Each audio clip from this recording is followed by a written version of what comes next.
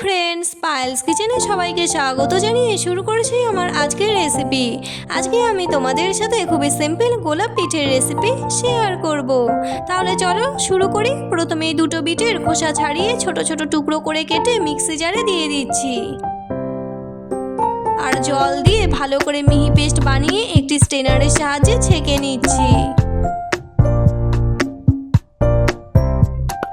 নারকেলের পুর বানানোর জন্য একটি কড়াতে নারকেল কুড়ো, মিষ্টির জন্য খেজুরের গুড়, 1 চামচ চিনি আর অল্প একটু জল দিয়ে ভালো করে নেড়ে চেড়ে নিচ্ছি যতক্ষণ না পর্যন্ত পাক আসে। পাক আসলে নারকেলের পুরটিকে আমি নামিয়ে নিয়েছি। এখন ছেঁকে নেওয়া বিটের রসটিকে লো ফ্লেমে বসিয়ে অল্প একটু নুন দিয়ে দিলাম আর ডো বানানোর জন্য অল্প অল্প করে ময়দা দিয়ে দিচ্ছি আর এক হাতে নেড়ে নিচ্ছি যাতে ডেলা পাকিয়ে না যায় সেই জন্য।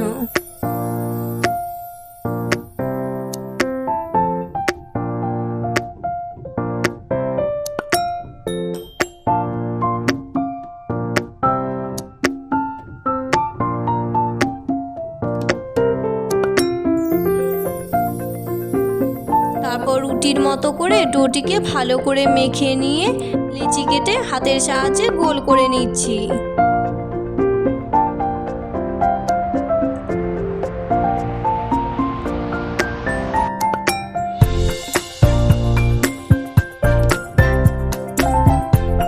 লেচিগুলিতে ময়দা লাগিয়ে রুটির মতো করে বেলে নিচ্ছি।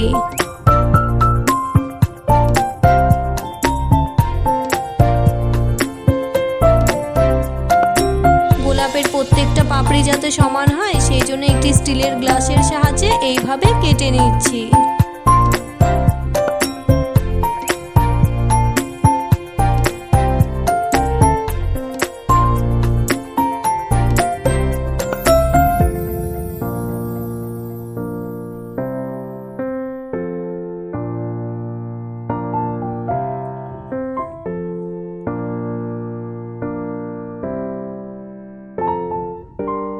বাদবাকি এই অংশটুকু দিয়ে আবারও বেলে নিয়ে গোল গোল করে কেটে পিঠে তৈরির কাজে লাগাবো।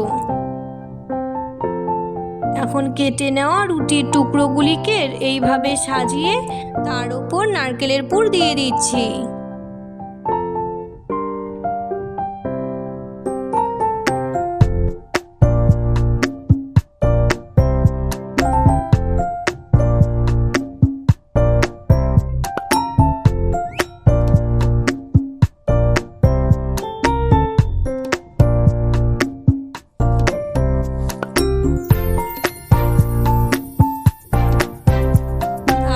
এইভাবে ভাঁজ করে আমি মুড়ে নিচ্ছি।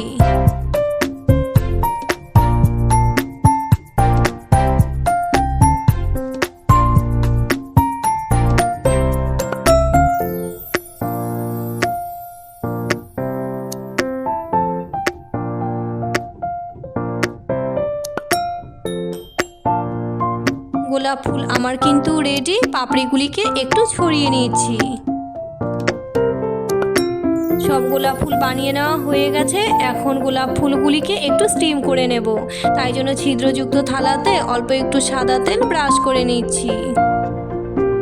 গোলাপ ফুলগুলিকে আমি থালার ওপর সাজিয়ে নিচ্ছি আর একটি গামলাতে জল গরম করে তার ওপরে ছিদ্রযুক্ত থালা বসিয়ে ঢাকা দিয়ে 10 মিনিট মতো ভাপিয়ে নিচ্ছি। 10 মিনিট পর ঢাকা খুলে আমি গোলাপ পিঠে নামিয়ে নিয়েছি।